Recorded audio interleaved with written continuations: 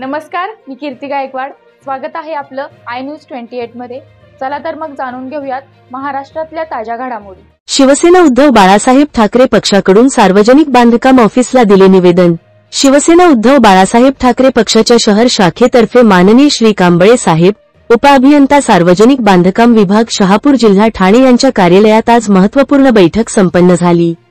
शहापूर भांडगी नदीचा पूल ते आसनगाव स्टेशनकडे जाणारा मुबनी नाशिक हायवे ब्रिज पर्यंत रस्त्याच्या दुतर्फा असलेली माती काढून लेवलिंग करणे व स्पीड ब्रेकर टाकणे याविषयी निवेदन देण्यात आले।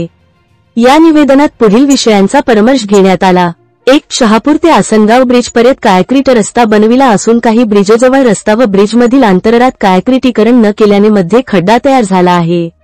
2. हायवेच्या ब्रिजखाली सुद्धा तीच परिस्थिती असून सदर खड्डे काँक्रीटने भरण्यात यावे।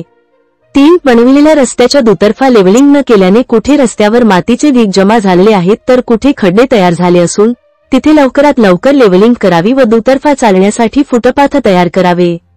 4. शहापूर पंडितनाका ते किंगली हा रोड हायवेचा ब्रिज पर्यंत मागील वर्षी बनविला असून अद्याप पर्यंत रोडच्या मध्ये काम अपुरे असून मिडलला सोडलेल्या जागेत खड्डे तयार झाले आहेत। सतत स्कूटी व मोटारसायकल स्लिप होण्याचे प्रकार होतात। ते खड्डे ताबडतोब डिव्हायडर लावावे किंवा ते खड्डे भरण्यात यावे।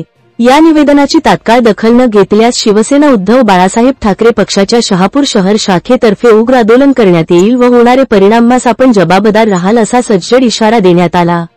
यावेळी शहर प्रमुख श्री विजय देशमुख, जिल्हा सहसचिव डॉक्टर अजित पोद्दार, कडवट शिवसैनिक श्री सुरेश पाटील, युवा अधिकारी अतिश अधिकारी आदी उपस्थित होते। इंडिया न्यूज 28 साठी सुनील महाजन, शहापूर रिपोर्टर।